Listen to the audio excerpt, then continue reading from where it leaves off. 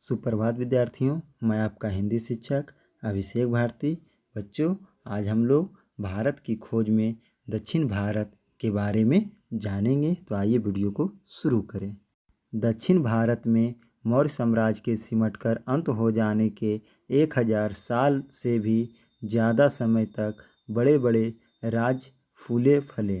दक्षिण भारत अपनी बारीक दस्तकारी और समुद्री व्यापार के लिए विशेष रूप से प्रसिद्ध था। उसकी गिनती समुद्री ताकतों में होती थी और इनके जहाज़ दूर देशों तक माल पहुंचाया करते थे। वहाँ यूनानियों की बस्तियाँ थीं और रोमन सिक्के भी वहाँ पाए गए। उत्तरी भारत पर बार बार होने वाले हमलों का सीधा प्रभाव दक्षिण पर नहीं पड़ा। इसका परोक्ष प्रभाव यह जरूर हुआ कि बहुत से लोग उत्तर से दक्षिण में जाकर बस गए।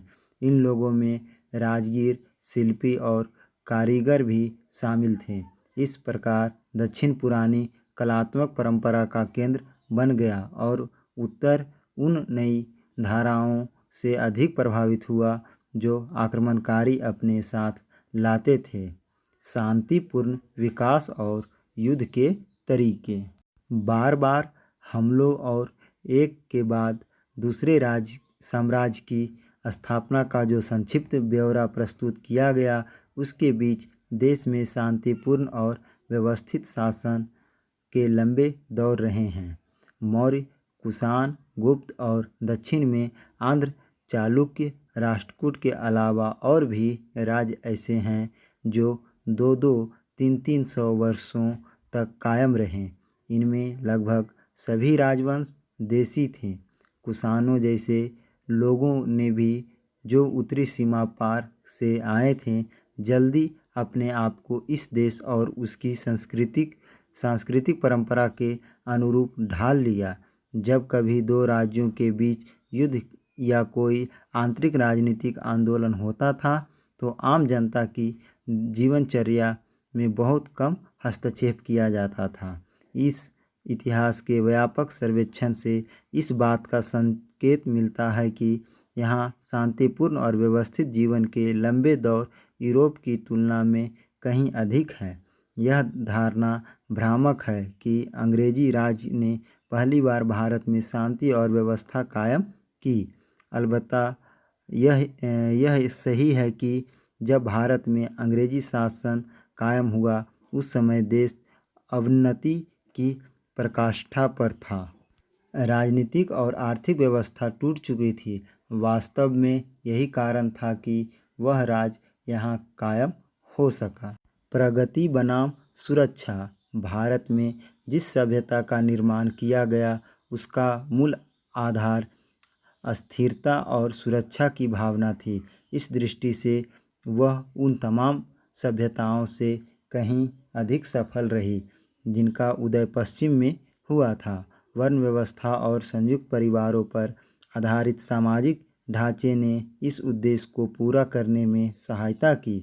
यह व्यवस्था अच्छे बुरे के भेद को मिटाकर सबको एक स्तर पर ले आती है और इस तरह व्यक्तिवाद की भूमिका इसमें बहुत कम रह जाती है।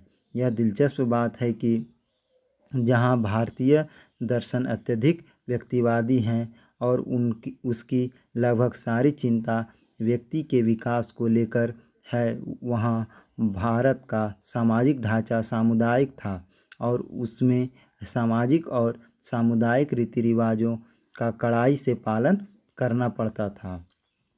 इस सारी पाबंदी के बावजूद पूरे समुदाय को लेकर बहुत लचीलापन भी था।